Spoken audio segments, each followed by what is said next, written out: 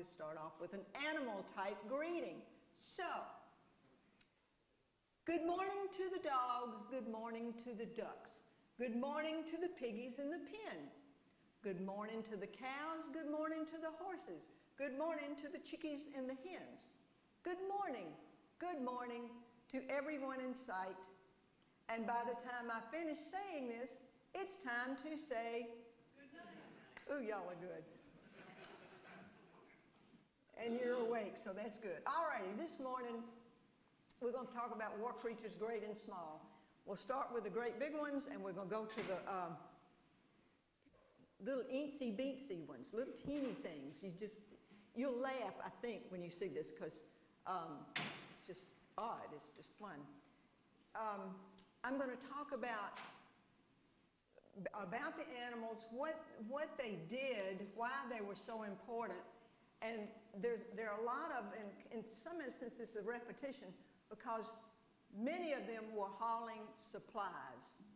If you think about it, 1 million men and at least 1 million men and a whole bunch of animals to get fed takes a lot of supplies. And Dr. Shaw from the British Library, when he was talking about animals, he said, they were central to the effort, and without them, it's likely the victory would never have been secured. It would have been impossible to have kept the front line supplied. So we're talking about 16 million animals involved in this. And I can't comprehend 16 million. It's just a whole lot. And I've got some numbers in here too that I hate to throw out because they're just daggone big. Animals save lives, and they helped the soldiers' everyday life. There was a small squad that had been detained and wanted to catch up with their group.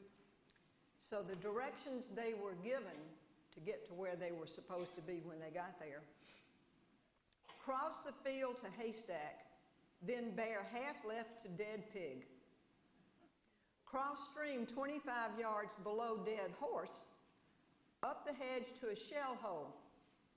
Then follow the smell of 3 dead cows across a field, and you'll arrive at the right place. It was said that those directions could be followed at night.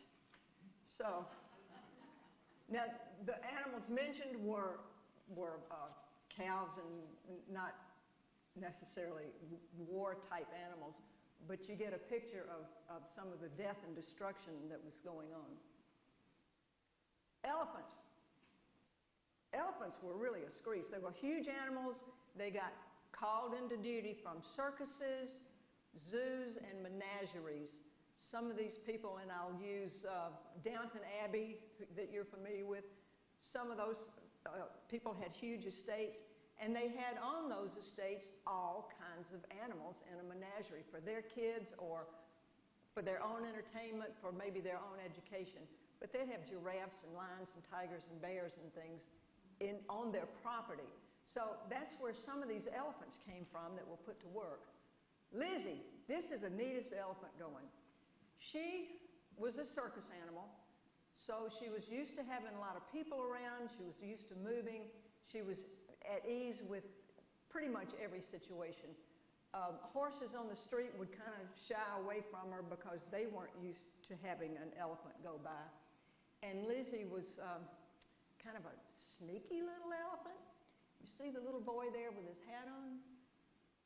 Well, there had been another little boy in another instance that was walking along the side of the road, and Lizzie picked up his little hat off his head and ate it.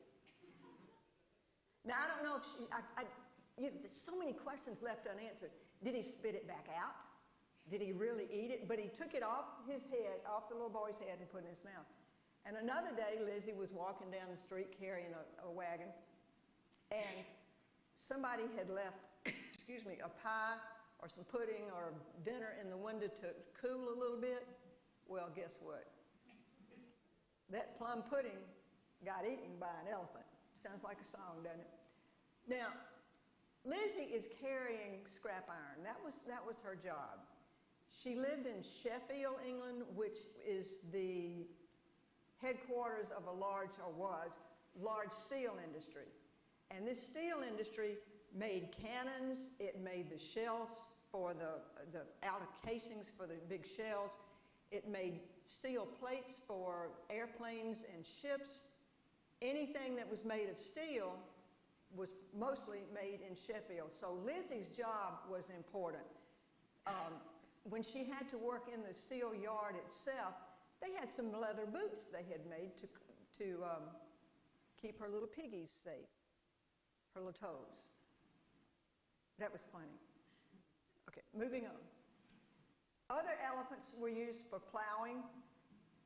The horses were gone. There were very few left anyway. And when the plowing needed doing, they hired an elephant.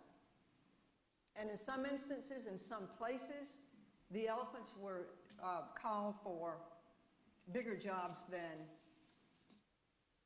just plowing in the steel industry. They moved the logs around. And this is the German army picture here. And horses. Horses were a big deal. When the war started, the army in England only had 80 motor vehicles, which really wouldn't have done them any good anyway. They probably shipped a few over here at the beginning, but the roads were awful.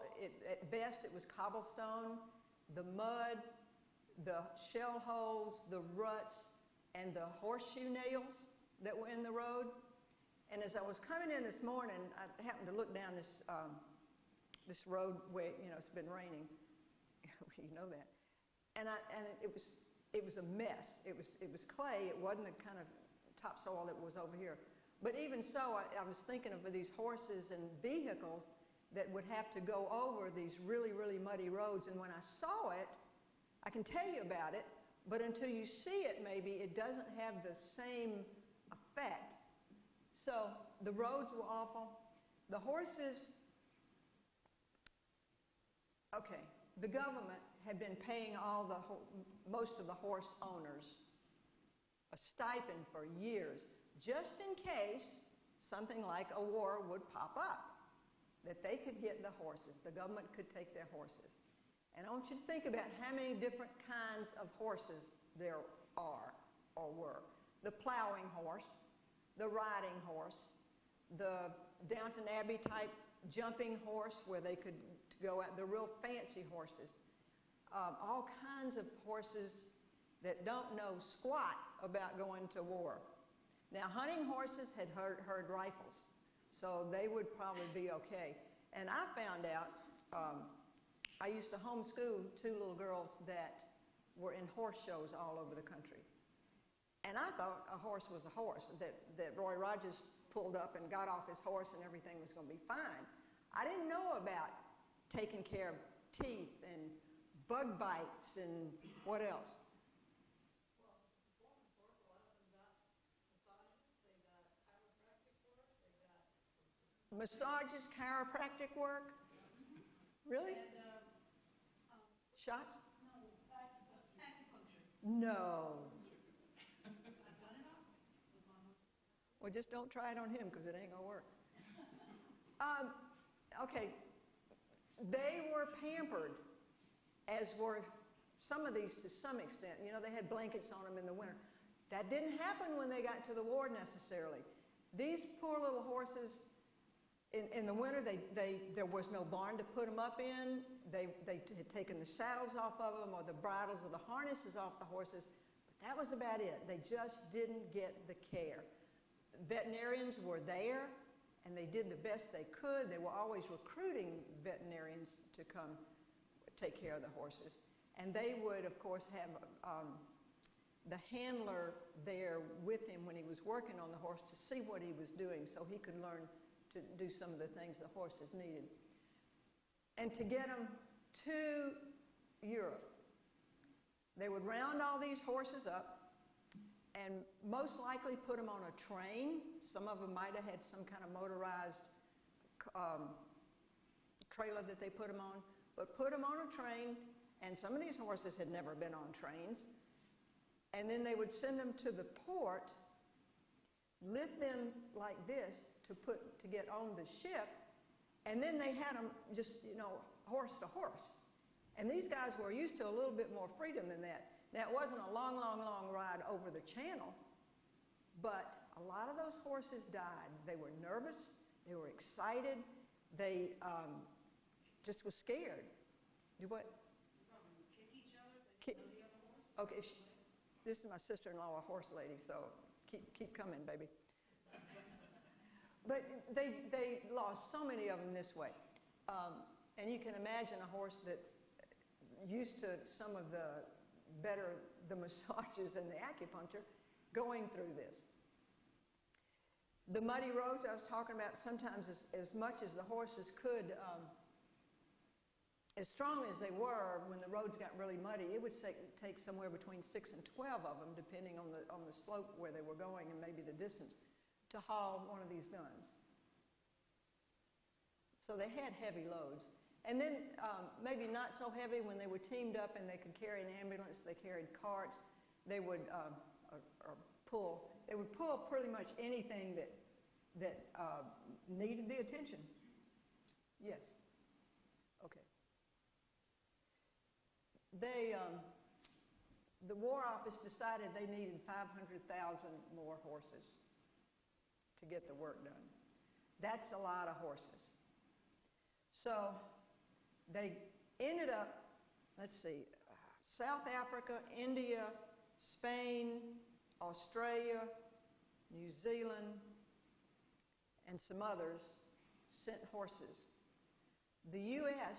sent approximately 1,000 a day. That's what it said. Now, maybe they took Sundays off. I don't know. Some of those horses were ones that they had found out west that were wild. So they had to kind of train them a little bit, at least to a lead and a saddle before they went over. But 1,000 a day to get over there. And this is kind of what the horse might find. This guy up here at the top, he's exhausted. He may have broken a leg, but he's pretty much toast. I read where some of the horses were so tired that they would get in this mud. The mud wouldn't be deep, but they didn't have the energy to lift their heads out of the mud so they could breathe. And they died right there. Part of the problem with hygiene was they left the horse there. And of course the horse died there, and we had talked about stenches. It seems to come up all the time. But you can see it was not a great time for the horses, as much as they could take care of them. And then this little guy here has his little gas mask on. His eyes aren't covered. That concerned me. To feed these guys, the amount of fodder it took was incredible, and that had to be shipped in too. That had to be carried too to all these frontline units. They only got about 75% daily of the food they had been used to having. They would kind of sometimes just waste away a little bit. They would do the best they can. The Germans, their horse problem, they couldn't get horses in so much because of the blockade. They got them from Poland when their horses had kind of died out a little bit. All these were coming in for the British and the French. The Germans didn't have that. They couldn't import them, but they did take over all the Belgian horses when the Belgians were under occupation. And a problem that arose there is, you've seen pictures of the big, stocky Belgian horses, real strong. They took all the horses that carried the coal carts, C-O-A-L, so that in the coldest winter experienced during World War I, the people in Belgium had a hard time getting coal to warm their houses. So, and a lot of the German horses, because they were having trouble getting food, they were also having trouble getting fodder for the horses, and they just died of what do you call it? No food. They starved to death. So this is not particularly happy, is it? But horses were kind of the mainstay of this war of carrying things. All righty. And diseases, I didn't mention those. Horses could get influenza, ringworm, sores from fly bites, anthrax, skin disorders like mange, and of course then there were the gas attacks and the elements. The horses that were in the desert area, like 85 to 90% of those horses died from tsetse fly bites. Okay, let's move on away from horses. Questions about horses? Okay. The veterinary corps was recruiting vets to come over there, to go over there. And this one right here, this is a Blue Cross. It was an organization to raise money to help the horses, get supplies to them that weren't ordinarily gonna make it. And here you've got the vet with its handler here, and somebody that's helping him and maybe learning to take care of the horses. You know, they had to deal with jumping over or dealing with stepping around or on barbed wire, just kind of almost not an everyday thing, but too often. And donkeys, you gotta love donkeys. They had 80,000 of them on the war front, and they were smart. A donkey, I love this, a donkey looks out in front of where he's going 3 steps, so he knows where he's going to put his feet. Did y'all know that? Do you care? Well, if the donkey was bringing your food, you would care. But the horses didn't do that, so they would have leg breaks with all these holes and ruts in the ground. A donkey didn't have that, and a donkey could carry more weight, and he was easier to maintain than a horse. Donkeys scavenged. They had food for the donkeys, but like I said, it wasn't enough. So they'd go around the countryside and scavenge, and they'd eat things that they had not been familiar with, and some of it was poisonous to them and just kind of upset their system. But they could travel at a trot for like 14 hours. I don't know where they were going in 14 hours, but donkeys were kind of fast, and they were good companions too. Sometimes they carried the injured people, and they'd have a red cross band around the head. Mules, you know, mules are hybrids between donkeys and horses. Mules were really good. The soldiers enjoyed the mules. They worked really hard. They didn't require as much food. They could go longer without water. And the heat and cold didn't bother them. And they didn't need shoes quite as much as the horses. The one problem they did have, you know the song about sweetly sings the donkey at the break of day, and then he's going to bray. Well, the donkeys would bray in the middle of the night or whenever they wanted to, I guess, and could alert the enemies as to where their unit was. So they had to fix that problem. They snipped their vocal cords. I mean, it probably saved lots of lives, but it just, you know, you can see the necessity. It's just not very pleasant. And here's some mules carrying their weight, carrying a weight up a slope there. Oxen were the strongest and the slowest. And there weren't that many of them. Most of them had been in France, and they did put them to work, but yet they saved the really, really heavy things for the oxen. And camels.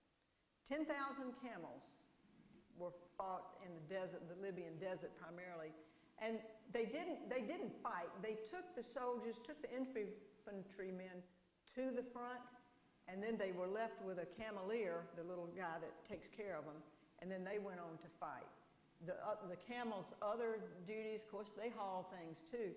The camels' other duties were to stay where the railhead ended and the barracks area. They went and were stationed there. Let's see, carrying that. Oh, and then they carried the wounded out. And I looked at this guy. I saw his little head pop up. See his little head up there? I guess he's not too badly injured because he can prop himself up. He probably got a wound like Patton did, and he had to prop himself up. Oh, thank you for the giggle. Okay, Patton got wounded in his little hiney, so, you know, he couldn't. Okay. That was really weak. I told you I shouldn't say that. But anyway, camels were used to carry things too. See, you see all this thing, there's so much to be carried and so many different kinds of animals to use, to take care of, to feed. And dogs, oh, the little dogs. Dogs kind of did everything. They sniffed, they ran, they jumped, they did the work. They were friends to the soldiers. They warned them of incoming, I'm going to tell you the stories of some of these really smart ones, incoming shells. They could hear it or they could smell it, and they warned the soldiers by running up and down in the trenches. Dogs were great. And of course they had to be trained to do all this. And when the war broke out, there were there were several training schools in Germany because they had been training them. And it was only at the turn of the century where dog training, per se, as a business had started. But England only had one, as far as I could find. So this one had to teach some others so they could get all these dogs trained. And these guys are meeting their morning formation. And you see all different kind of some varieties, different sizes, teaching them balance, teaching them to do things that they might otherwise be very uncomfortable with. And this one, they are learning about the noises. Now this isn't like the great big old guns, but learning to not fear running through shells that are kind of aiming toward them. Now in the real life, they would probably be trying to shoot the dogs. They would be, the bad guys. But this is just training them for what they were going to find. So there were traits they were looking for the dogs, not necessarily breeds for the most part, but just if they had these talents, if they were intelligent, that's more than a talent, if they had these capabilities, if they were intelligent, their character, did they play well with other dogs? Were they friendly without being aggressive? And did they want to please their master, please their trainer, so that they were apt to do exactly what they were asked to do? Did they easily respond to training? When they were taught something, did they remember it? Did they drop everything they were doing when they were told to go do this action that they would be doing on the front? They wanted dogs that were medium build. They didn't want the little bitty ones, and they didn't necessarily want the great big ones. Why? Feed them? That's true. What else? Too easily seen, exactly. The medium builds, the mediums, could do a lot of the things any other dog could do. They would learn to jump, but they weren't as easily seen. And the other aspect is the grayish or black color, so they couldn't be so easily seen at night. Good sense of smell. Bird dogs were really good for sense of smell because they could on patrol, they could sense or see or smell. They could smell what was all out there and detect the humans from the animals that might be roaming around. Good eyesight, night and day, and a steady temperament, and what have I got here? Stalwart disposition, loyal, brave, and kind to other animals. I'm sorry, this is kind of like the Boy Scout oath. And that's really kind of what same kind of characteristics. And let's look at some of the dogs' jobs that we had. You remember rat dogs? If you weren't here for the animal, the other animal part of it, Mom and Daddy rat could produce 900 little ratlets in 1 year. And 899 of them lived in the trench with Mom and Daddy. So this little rat dog, and these are rats. Now these are little baby rats. Well, these are small rats. These are some of those big suckers. In this instance, the caption said, this dog captured this many rats in 15 minutes. They are dead. And I guess he just...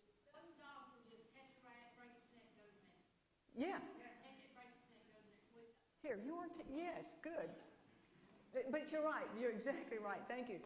They don't try to eat them, they just kill them. Oh, did not try to eat them. You're right. No, just that was their job. Now they had cats there too, but I saw no pictures. It said they had cats. I'm sure they did that could do the same thing. But rat dogs. Oh, and little sentry dogs. This guy's had a rough day, but he can trust that he's going to be okay because he has his trusty dog with him. And a sentry dog had all kinds of duties. And one of them, they really weren't supposed to bark. Now, I've got a little video that's coming up, and the guy said they were trained to bark. Well, I read several places where they would do a low growl, or their ears would perk up, or their body would change position so that their handler that was with them knew something was up. And often, if their handler or several others that knew the dog particularly were on guard duty at night and they're standing there looking out over the parapet and hoping they weren't going to get shot by a sniper, the dog would be right there with them, just below the edge. And he could hear or see or feel something going on. And that's when he would alert to what was to the sentinel, or to the man on guard, that something was amiss. Somebody was at the barbed wire, maybe fooling with the barbed wire, making some kind of noise. So they were used for that. And sometimes these guys were so smart that they could hear or feel incoming artillery and then run up and down the trenches barking. So the guys knew something was about to happen. They weren't sure what it was, but they were alerted that something was about to happen. And the sentry dogs also stood guard at prisoners, when they had some prisoners round up, and at barracks and at railroad yards. So they had lots of jobs to do. And the casualty dogs, when they started out, a casualty dog at the beginning of the war, all they did was go find them, and he had a little pouch on him where he had the medical kit.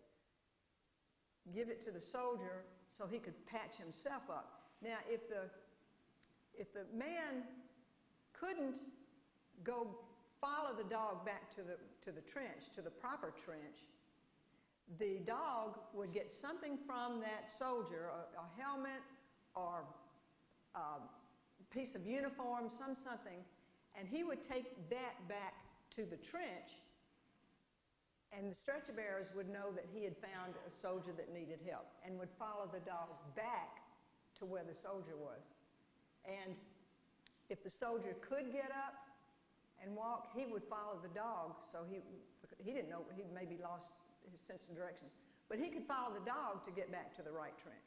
So these guys were really worth their weight in gold, especially if you were out there injured.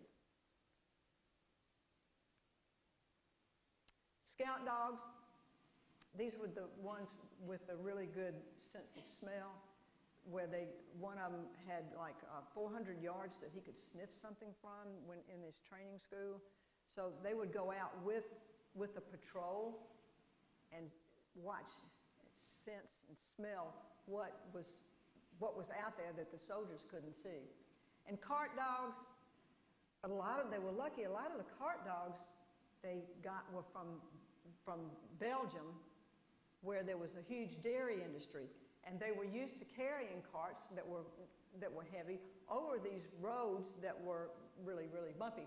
So the cart dogs were a big lifesaver. And you see this one here is just a little bit bigger, and that's fine for what he was doing, and they didn't really need training so much. And the communications dog. The wires for the phones were bombarded all the time, and they would be broken. And they tied this around the dog, and he would just fly, and the wire would come off. And he could, the little dogs were low to the ground. They could hop over little piles of dirt. They could run down into the craters. They weren't a very good target. They were too fast, and they were too agile. Of course, all these dogs were, but these guys needed to be fast. They needed to get back to where they were going. But he was an invaluable dog.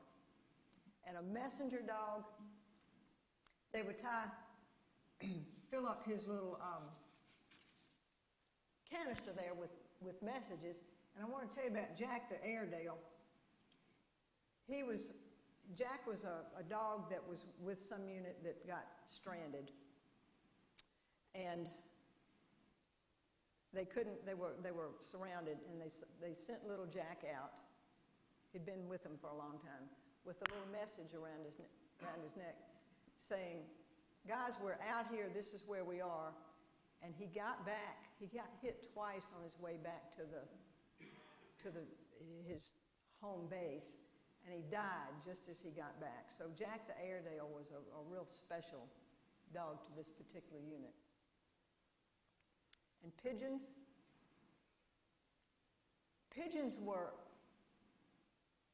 not a product of France, but that was where so many of them came from. These guys here, well, that's okay. These guys here, each unit would have its own little set of pigeons. So they had a home base. Here he's away from his home base. He's going out on patrol. He may need some help. So he can write a little message, attach it to the pigeon, and the pigeon comes back and flies home, and he can find out what's happened with this unit. Do they need help? Are they really lost? What's the deal? What do they need? So pigeons saved a lot of lives. There were some pigeons that had little cameras attached to them, and the pigeons couldn't snap the little thing to take a picture. It just went off. It took a picture every few seconds, every few feet. So when they got back, they'd have a lot of blank pictures, but they might find out what trenches had been built and added to their trench line, maybe pictures of supply trains that were coming in, or supply donkeys, mules coming into the German side, and they would know what they were dealing with. So they were kind of spies. Oh, okay.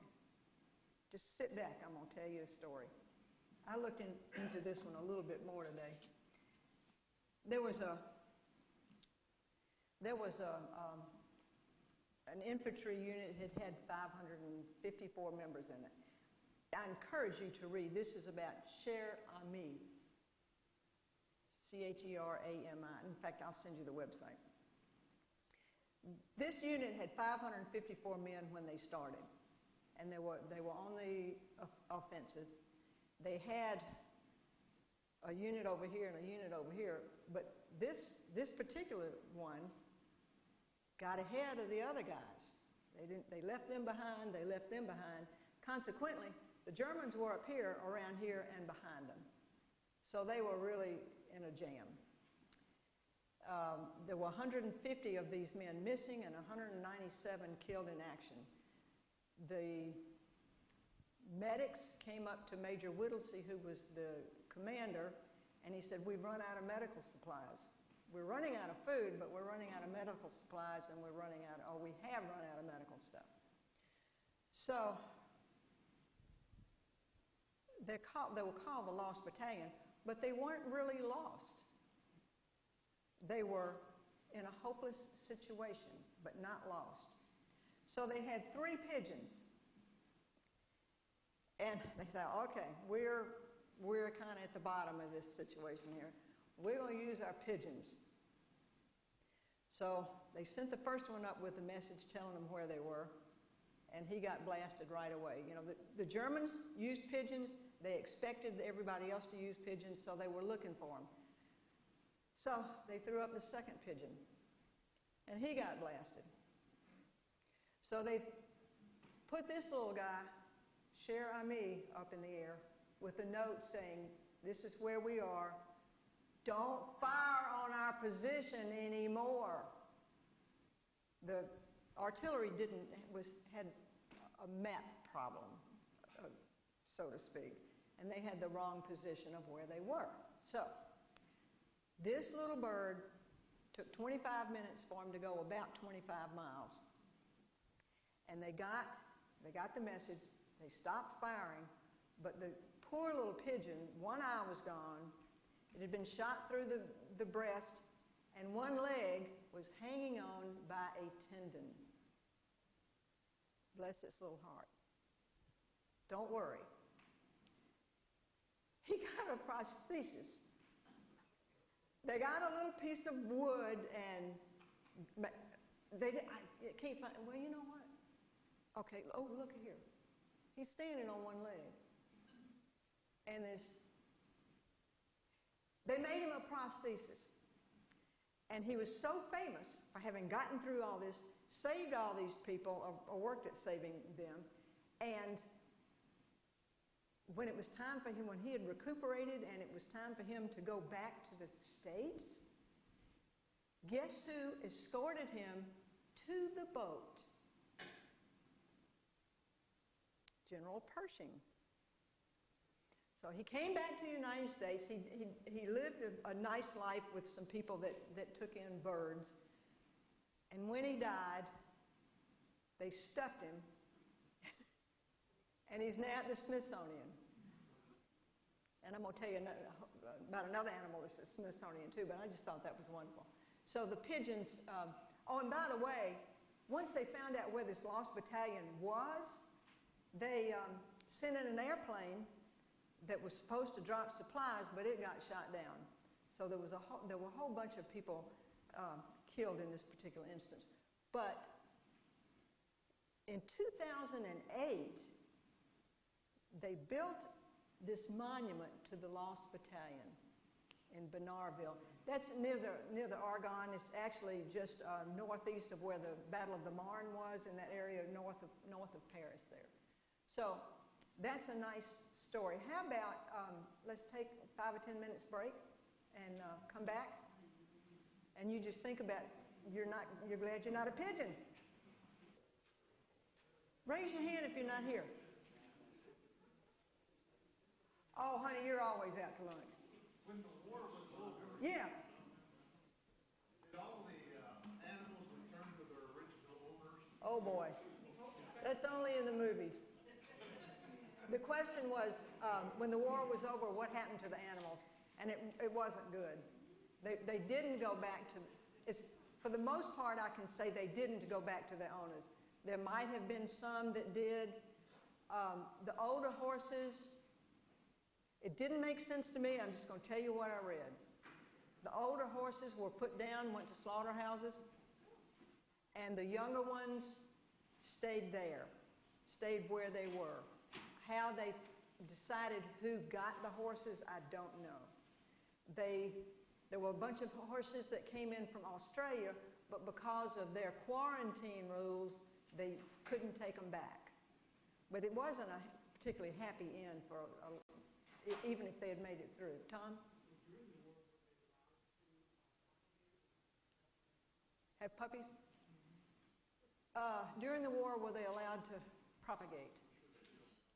I don't know, but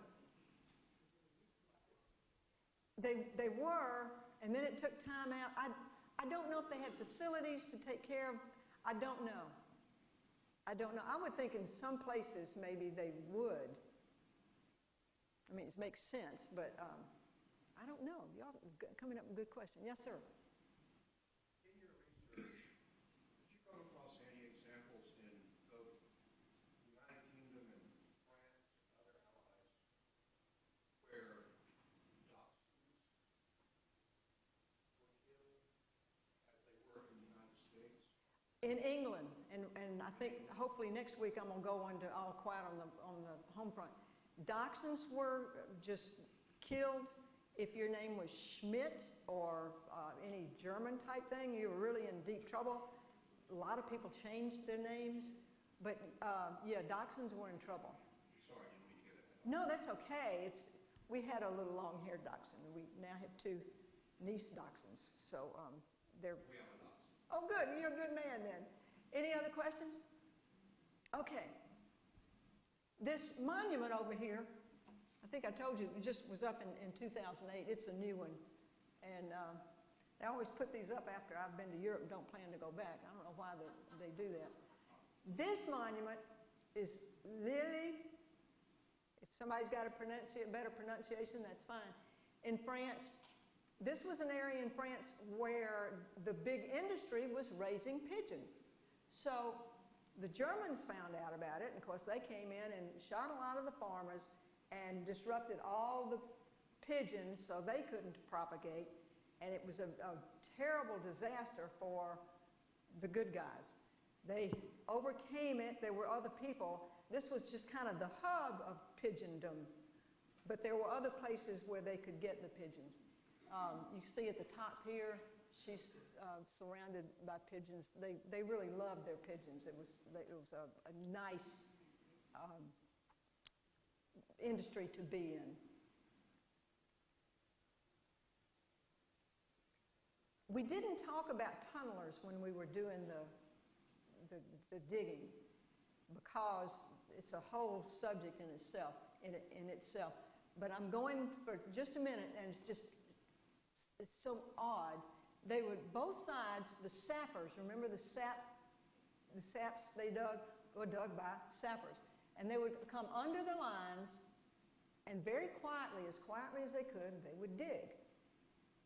When they had the charges under here and ready, they would hope they were under the lines here, and it would explode up and get a whole bunch of guys killed. It would disrupt their area for a long time.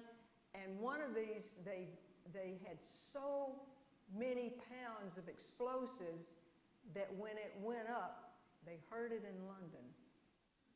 It's 200 miles away or so. So the problem I'm leading into is as they dug, they would find pockets of dangerous gas or methane. And they needed to know how to detect that. So they called in canaries and birds. So the little canaries that, back here in the little cages, the little canaries would go down in a cage with the men in the tunnels, and they would breathe it and then bang, die. So they had to keep replenishing the canaries. I don't know where turtles came from, but I will tell you they probably tested turtles too. So the turtles would die, and then they knew, bang, they better put those masks on. The mice would, this is my mouse. They figured out the mice, if they brought them in and kept them exercised, they would breathe in more quickly and be able to detect the gas. Their little legs would quit working. So they had a little bit more time. And they could carry the little mice in their pockets, or they would run the little mice up around them and back down and drop the mouse, and back up this way to get him breathing hard. Then they'd give him a little break and let him run again to detect any gas. And is that not smart? Unless you're the mouse. All right. Let's see here. And there's even a monument for the mice and the canaries. It's in Scotland because the sappers were primarily miners from Scotland. So they're the ones that were recruited particularly to dig tunnels. So that's how this monument, I love these monuments. And, oh, the glowworm. This guy, they would collect thousands of them, put them in jars, and I read where 10 of them made enough light for like what we would call a modern day street light. And they could take them in the tunnels. If they had little dugouts in the trenches where they were, and they were sort of separated from the light source going out, at night they could go in and have light. If they were off duty, you know, everything happened at night there so much. They could read, they could write letters, the officers could look at the battle plans, look at maps, whatever needed being done at night.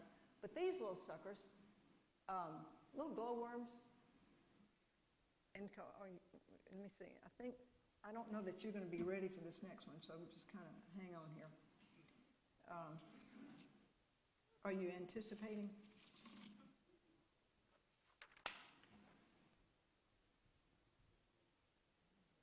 Does that look like a war animal to you?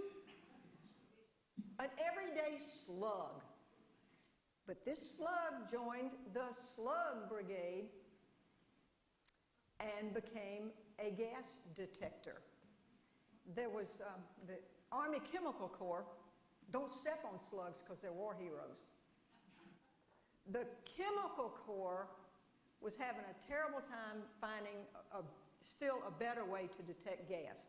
So they tested cows, horses, pigs, donkeys, and then maybe turtles, flies, fleas, all these animals to see if they could detect gas quicker. Now, of course, in the experiments, they probably all died. But the slug has his breathing apparatus, the minute he detected that there was gas in the air, he would close those apertures and kind of curl up and protect his body. And it happened quickly, but the good thing about your common everyday slug that are worldwide, by the way, European slug, Alabama slug, all the same slugs. Maybe check their parentage. I forgot what I was going to say. So they could use them over and over again. These little slugs were good for several runs of gas before it really killed them. So that was really a boon. And the best thing, we talked about how much all these other animals ate. You get a slug and you put him in a box with a wet sponge, and voila, he's happy. So that's the story of my little friends, the slugs. Give me the creeps, but maybe y'all like them. In 2004, someone had raised enough money, and they wanted, the animal lovers, they raised enough money to erect this statue, this monument at Hyde Park in London, to all the animals who have ever been in a war. And written on it,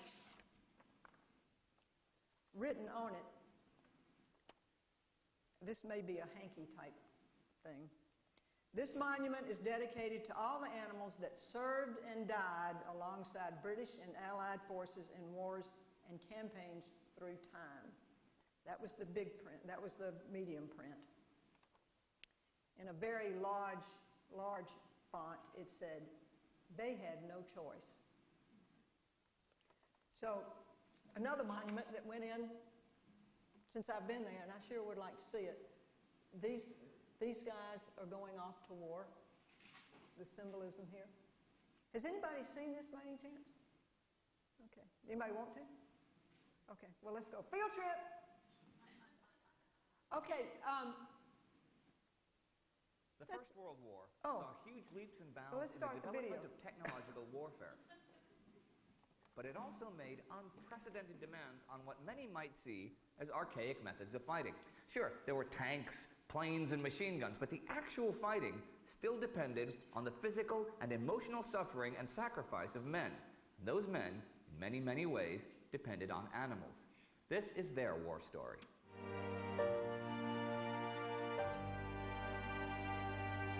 I'm Indy Nidell.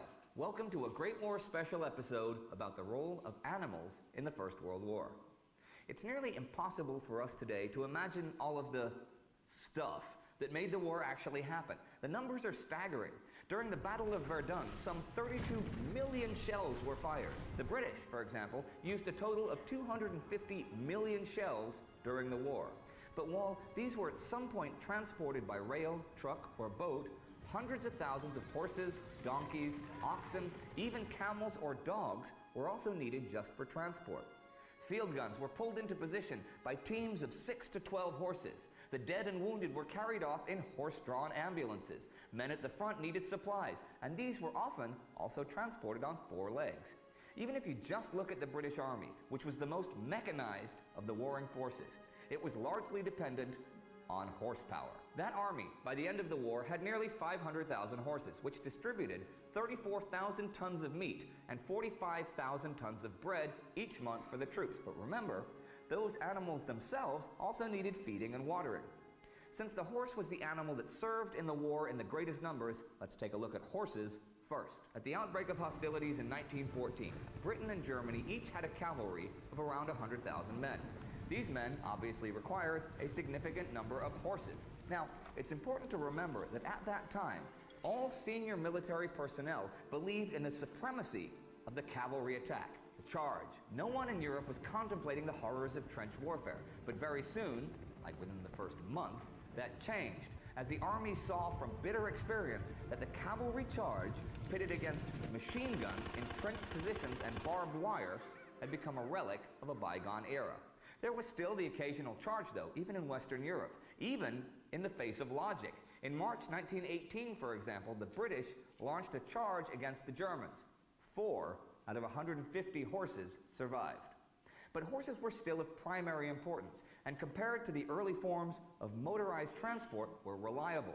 So they were used to the point that a total of 8 million horses died in the war, and horse fodder was, for some nations, such as Britain, the single largest commodity shipped to the front.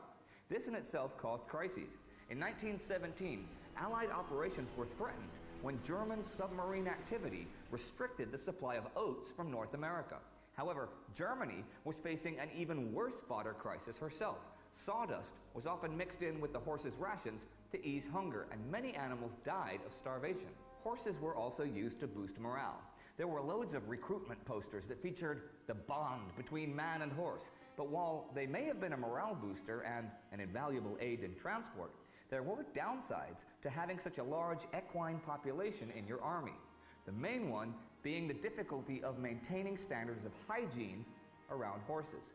Think of all the horse manure that was pretty much everywhere, but especially on battlefronts, which of course was a breeding ground for disease. Manure was supposed to be buried, but in battle conditions, this was often impossible, and often even burying the corpses of horses was impossible. Shelter was an issue too. Most horses were simply attached to a picket line without a roof over their heads. In the winter, this meant that they were subjected to the freezing elements. Their winter coat was most often clipped short, so that any skin diseases could be easily detected. But this had the unfortunate side effect of taking away their natural source of warmth. It's pretty safe to say that the horses were suffering right along with the soldiers, and many of them died from the facts of life on the front, from exhaustion, drowning, bogged down in the mud, falling in shell holes. They endured poor feeding and care and poison gas attacks that ruined their lungs.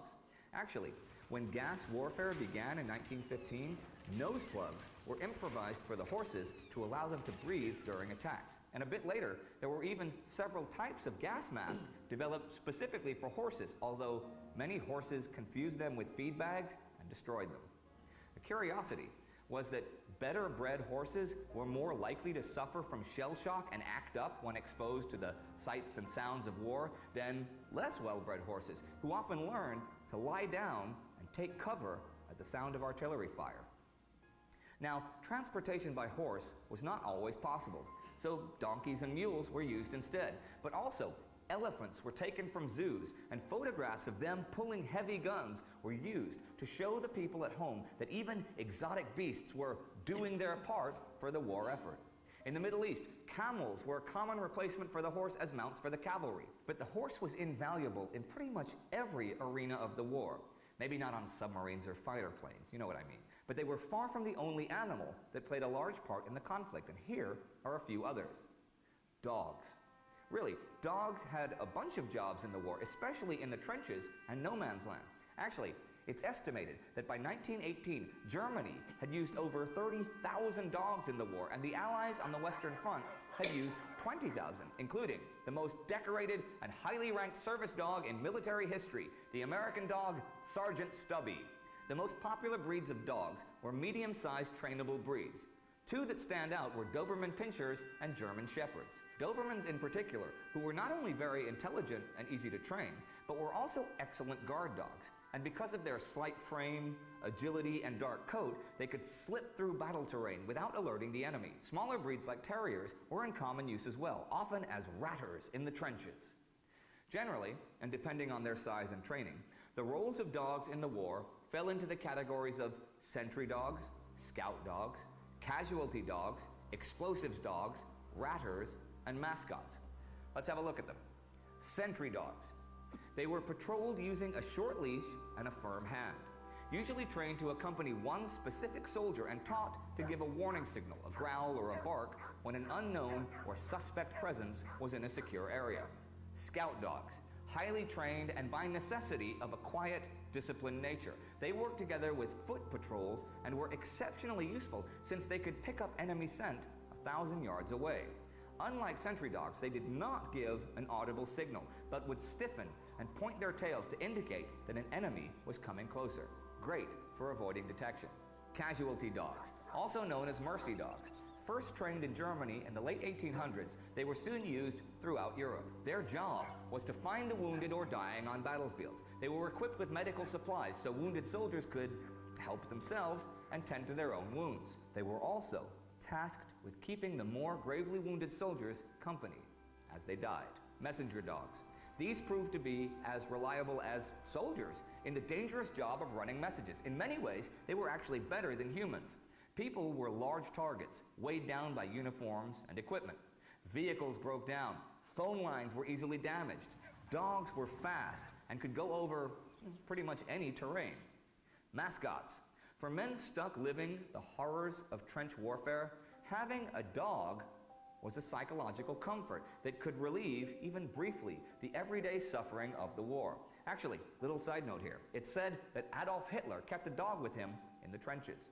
So dogs were very much a multi-purpose animal in the war, but one animal that had a specific role was the pigeon. Telephones broke down, and radio was still in its childhood, so pigeons were essential for relaying messages. Actually, in Britain, killing or wounding a homing pigeon was punishable by 6 months imprisonment. That's how much they were valued. One pigeon, named Cher Ami, dear friend, was awarded the Croix de Guerre avec Palme for her assistance in saving 194 American soldiers trapped behind German lines in 1918. She made it back to her loft despite having been shot through the breast, blinded in one eye, covered in blood, and with a leg hanging on only by a tendon. She was only one of the 100,000 homing pigeons used to carry messages to and from the trenches between 1914 and 1918. Where other methods failed, pigeons had a success rate of 95%. The Germans eventually began to bring hawks to the front lines to hunt the homing pigeons. True story. It's something that is easily forgotten when you think of the war, that in addition to the millions upon millions of fighting men, there were millions of animals serving their nations in conditions as bad or even worse than those of the soldiers. It's something that was not forgotten by the men of 100 years ago, though. And while it might seem silly to some today to give an animal military honors, it might not seem as silly if that animal had saved your life, your comrades' lives, or won the day for you, perhaps at the cost of its own life. Any sort of survival for the men in the Great War would quite simply have been impossible without the four-legged or feathered soldiers. So what do you think about animals, the role of animals in the Great War? Let us know in the comments. Alrighty. He's so cool, don't you think? Alrighty, stories. I'm going to tell you a couple of stories here. And I'm going to kind of pick the ones I'm going to choose first. Stubby. Okay, Stubby. You just saw a picture of him. He wandered onto the Yale campus just before the war started, and there was some ROTC guys, they're practicing their drill, doing what they do. And this little dog just kind of fell in line with them. So he would come back every day and kind of got to be a part of them. So they named him Stubby. They kept him. One of the men took him under his wing. When he shipped out to go to France, Stubby went with them, and they tell me all this stuff. They tell me all this stuff about they got over there this way and that way, but how did they sneak him in? Didn't people know there was a dog or a goat or a baby bear on the boat? But they don't tell me that part. So Stubby went to war, and in the drills, he was watching the soldiers do what they do, and he noticed that the soldiers were saluting. Well, guess what Stubby did? He picked up his paw and he learned to salute too. So they figured he wasn't very stupid. We're going to keep this dog. So Stubby was in like 17 battles. He took in some mustard gas at one point, so it did affect him a little bit, but not enough to keep him from going. And he was one of those dogs, when he would hear something, see something, or smell something, he would run through the trenches and let everybody know what was going on. And he learned to locate the wounded soldiers. He wasn't necessarily trained for that, but he would go out and he could find those soldiers. He's the first animal ever to be given a rank. And this rank was, he went right through the lower ranks and went right to sergeant. So that must be saying something. And the way he got that rank, he was watching one day and a German spy was coming along, and he jumped up, Stubby jumped up, bit his ankle, which kind of threw him off balance, and he fell. And he just barked, and everybody wondered what Stubby was barking at, and lo and behold, they captured the German spy. Now, I don't know, Stubby had been a great big dog. The guy probably would have been scared to get up, but he didn't, and Stubby that's when he got his rank. He was the responsibility of a Private Conroy, and he got Stubby back to the United States. He went to, Private Conroy went to Georgetown Law School, and he was in Washington, and Stubby's reputation had preceded him. So while Private Conroy was in school, Stubby was out leading parades and making other public appearances. His little jacket he has on with all his medals and his stripes was made by some French woman that knew Stubby and wanted to do something for him. Stubby met with 3 presidents. I bet none of you have done that. And Stubby went to a football game with Private Conroy, went down on the field at halftime and got the ball and nudged it around the stadium, and everybody loved it, so he became the mascot of Georgetown football team. I don't think they have a football team anymore, but at that time they did. So that's the story of Stubby. Isn't he great? Okay, we've got, let's go forward. And another one I want to tell you really quickly about too is Rin Tin Tin. Now, he was found kind of by accident. He was in France. His kennel, it was a puppy farm. The kennels had been bombed, and his mother and 4 brothers and sisters to Rin Tin Tin, the mother and 5 puppies were there. The puppies hadn't even opened their eyes yet. They were just brand new. Sergeant, help me, Denny. Sergeant Corporal Duncan. Okay, Corporal Duncan found him. So he got some of his buddies to take the puppies, take the mother, and they took care of her and all the puppies, and all was good. He did some things in the war here that got him recognition, but he was named, that's what it was. Okay, he was named for these dolls. These are dolls that the young French girls made out of yarn. And one, you would think Rin Tin Tin was the boy, right? Well, let me tell you something. Rin Tin Tin was the little girl doll, and Ninette, no. Okay, Ninette was the little girl doll, and they were good luck dolls. And you see, they have the yarn that goes, it's cut off here, but it had a long string of yarn where, for good luck, they could tie it to a button of uniform, or this is civilians and military, because in Paris, they were still getting some air attacks and some heavy gun artillery that came into town and killed people. So if they had these dolls on them, they were supposedly protected.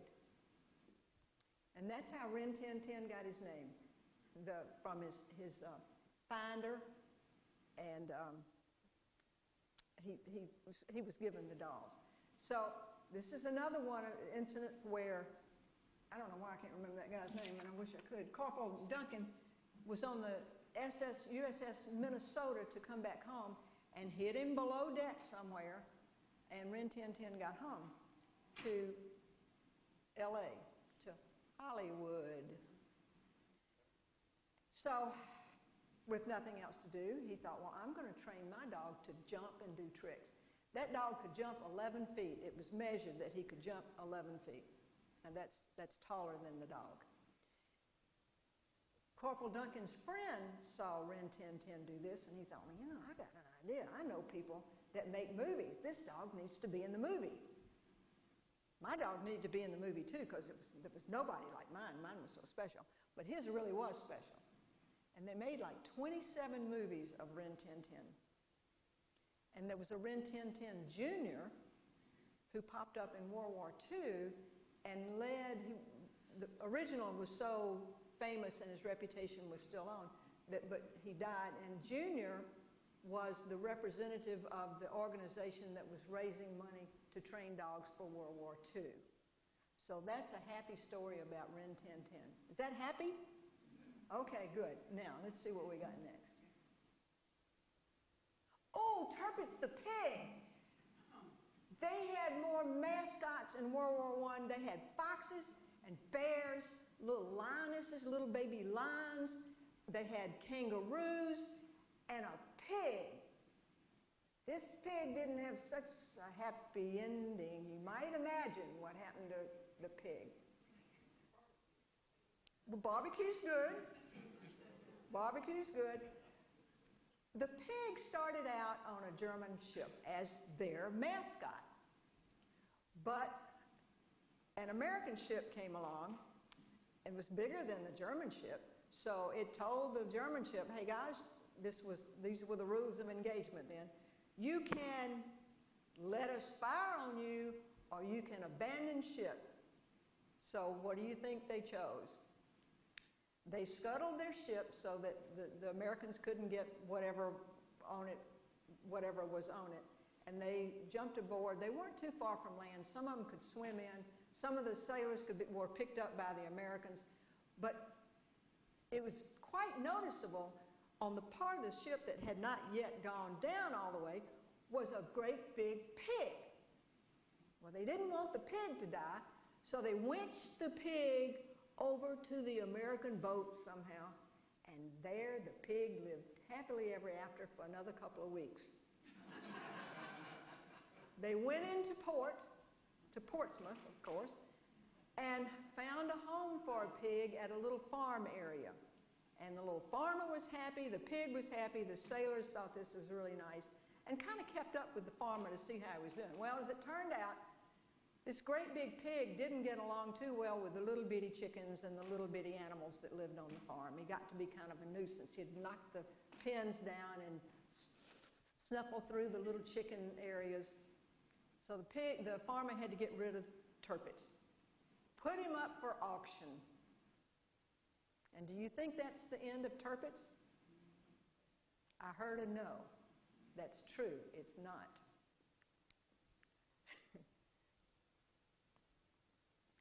This part of Turpitz was saved and stuffed, and it's now on the wall of the Imperial War Museum in London.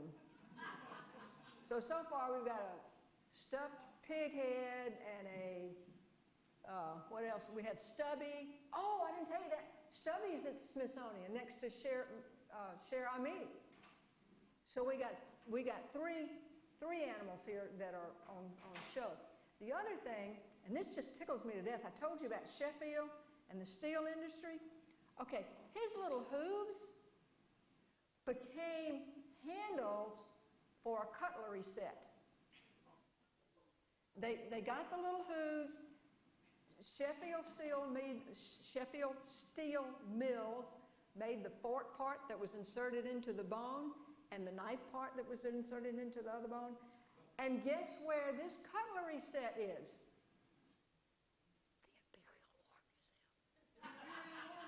The Imperial War Museum. The Imperial War Museum. So that's the story of Tirpitz. Isn't that cute? Okay, you got time for another one? I mean, I can make some up if you want. But I'll go back to the goose and gander. Jane and Jimmy were the goose and gander. And this was kind of at the beginning of the war.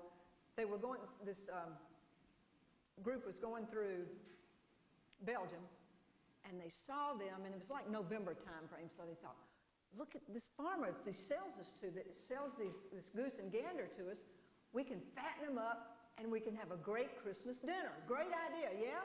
Everybody agreed. So they threw in their money, and they bought these two geese.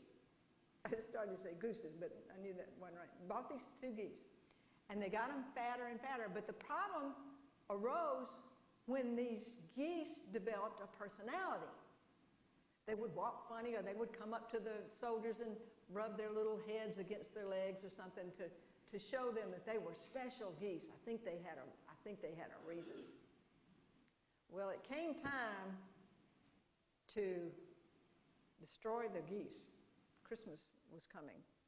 Well, a lot of the soldiers didn't want to destroy the geese. They had enjoyed their company. They just loved having somebody or something to kind of love on.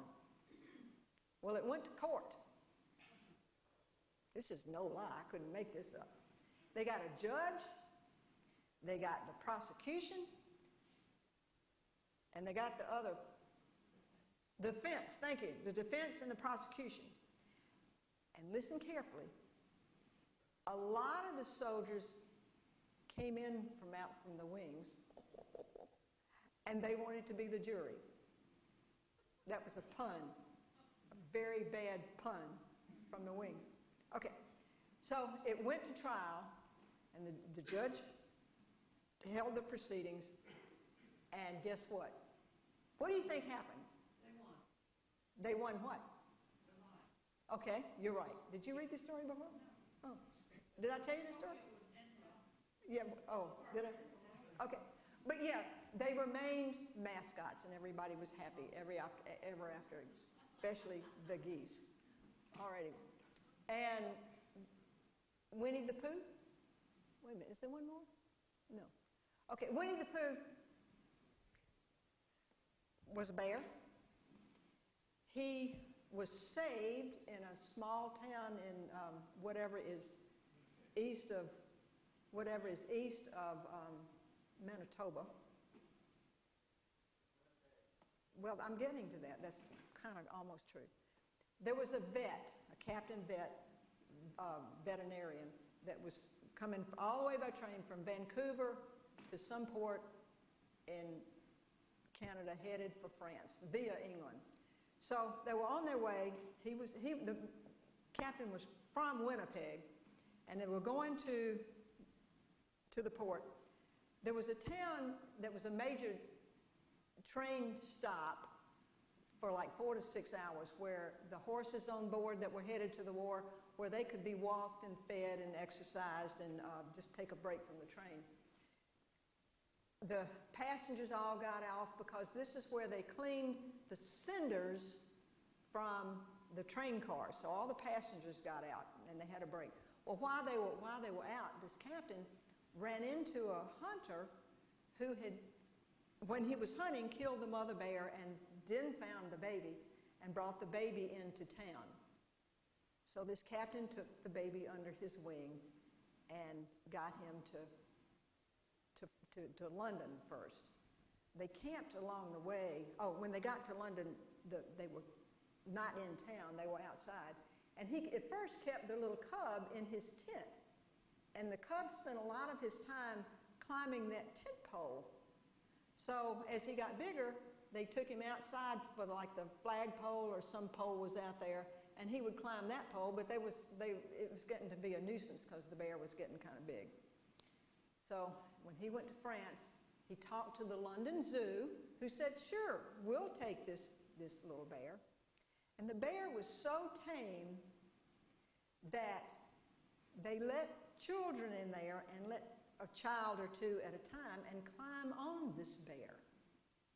He'd really been around people all his life, had not been around bears.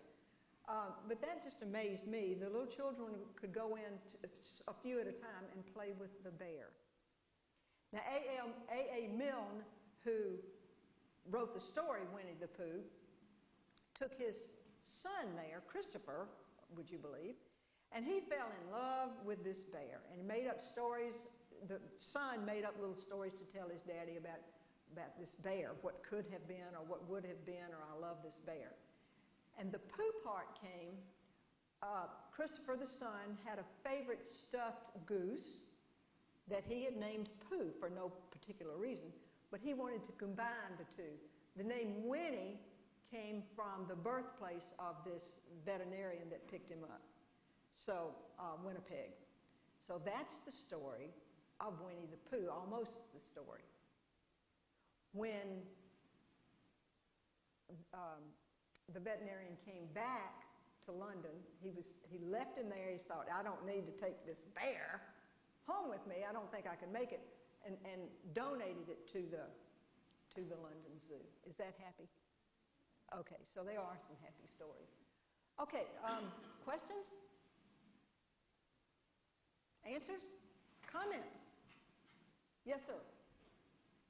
I had the privilege of watching the documentary They Shall Not Grow Old. Did you? About Overland. Yeah. And I would urge, it's on in theaters, a very short period of time. I haven't seen other movies that short. It's in Atlanta, probably in Birmingham, but I couldn't come to these theaters 2 days because there's not much of an audience for it.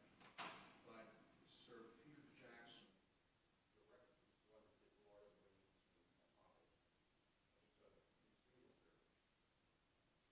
He had a way of slowing down all the footage of that turkey jerky from the hand. Right, the movie, Yes. And it's colorized. And it's not any long, battles here, there, and whatnot. It's simply the pen and the pictures and everything. I've seen it. Go ahead. And in the background, the narration comes from the Imperial War Museum, Yeah. that did interviews, oral history interviews, with World War I veterans in the late 60s and 70s, which is 50 years. Right. And then at the end of it, Sir Peter Jackson does about a 30-minute talk about how they were able to do this and to make it at regular time instead of that really high gaze of film, Mm-hmm. from World War I. It is extremely well done. It's not anything about this battle, that battle, and so on. It's just simply Life. the talking and the photographs. Yeah.